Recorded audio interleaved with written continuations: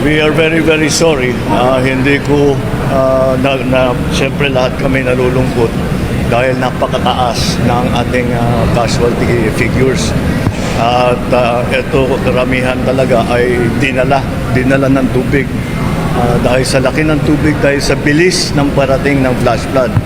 Ang sinasabi sa atin, ang pinaghahandaan ng mga LGU officials was a storm surge. Yung papasok galing sa dagat. Pero ang talagang nangyari, flash flood naman. Iba yung nangyari. At hindi natin napaghandaan dahil iba yung in-expect natin. But anyway, nangyari na. We will be helping the families of those na naging casualty. We will help them to recover, put them back on their feet, and do what we can to make up for the loss that they have suffered.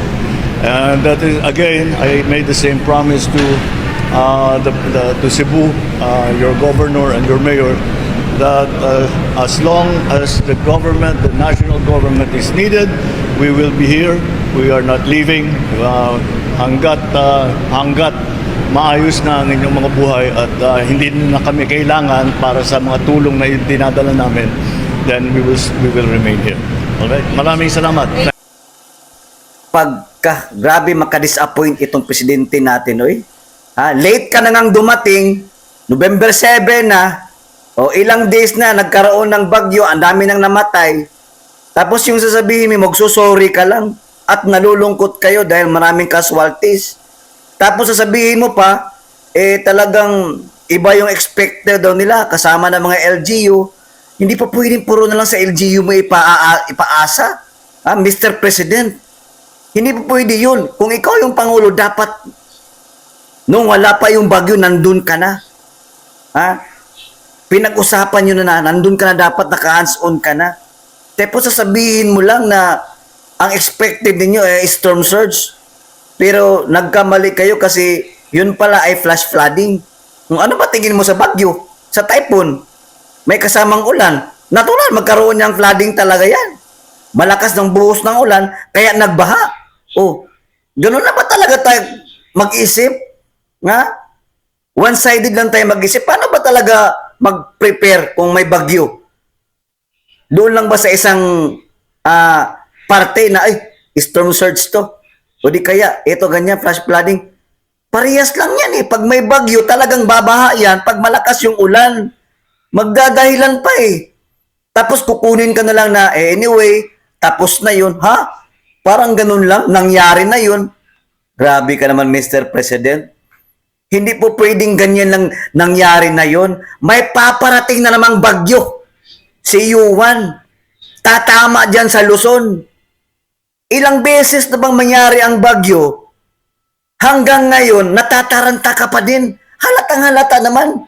Kabado ka sa tuwing mayroong mga ganyang sakuna. Kasi, hindi ka preparado.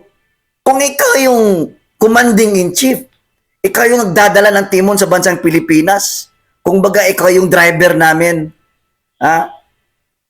Nung nangyari yung bagyo, wala pa, papasok pa lang, nasaan ka?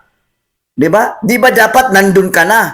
No? Para magkaroon kayo ng diskusyon sa LGU diyan sa probinsya ng Cebu para maiwasan yung ganitong mga pangyayari. At kung meron man, dapat meron ng mga rescuer. Meron ng mga rescue team, mga MDRMO, whatever ganyan, para may nakaantabay ng mga magre-rescue agad-agad. Pero nakita natin, walang Pangulo. Tapos sorry lang ang sasabihin mo.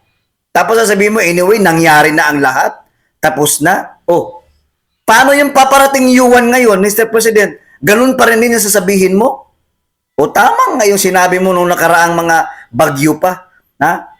Na saka na lang kayo papasok pag humupa na yung bagyo. Pwede ba yung ganun? Kung ganyan ka lagi, ang daming mamamatay, ang daming inosente, ang nagkadalitsi-litsi ng bansa natin, nagkaroon pa tayo ng anomalya sa flood control project, ghost project, and yet, puro paninira kayo sa Duterte. Ipapahid nyo lahat sa mga Duterte. Take note, ang nangyari sa Cebu, wag nyo namang sabihin sa Duterte nyo na maisisi. 3 taon ka na nakaupo. Ikaw yung Pangulo, paano mo ngayon yan aaksyonan yung problema sa baha? Flood control, hindi pa nga naasikaso. Di ba? Yung ibang tao dyan, yung ibang politiko, pag kalyado ng mga Duterte, kakasuhan nyo agad. Sapatala ang flood control, hanggang ngayon, wala pa din tayo nakita nakasuhan or nakulong. Ha? Paulit-ulit na lang, Mr. President, bagyo, na instead dapat yun yung pangunahin mo na bigyang lunas o hanapan ng paraan. No? Dito natin makukumpara talaga no, kay Tatay Digong at sa kanya. Kay Tatay Digong noon, wala pa na yung bagyo, nandun na si Tatay Digong. Si PRRD, sanay yan pag may mga kalamidad. Ha? Nakaantabay na yung Office of the President team. Naka-instruct na yan sa mga iba't iba mga departamento o ahensya. Di ba? Kasi bagyo to, typhoon to. O hindi pa pwedeng ismulin mo lang yan. Tapos pag may nangamatay na, mayroon ng casualty, tsaka mo sasabihin na sorry. Ganun? Ay grabe. Wala ka talaga. Mahina ka talaga. Yung talaga nakakadismaya ka. Ha? Ilang beses na nangyari yung mga bagyo-bagyo, mga baha-baha. Ang dami mo pang sinabi dati, mga flood control. Hanggang sa ngayon, nagkaroon ng maraming disgrasya dyan ngayon sa baha, sa bagyo sa Cebu. Wala ka pa rin adjustment na kailangan gawin? Uy, Diyos ko po, santo naman. Mabuti pa mag-resign ka na. Maka-high blood ka.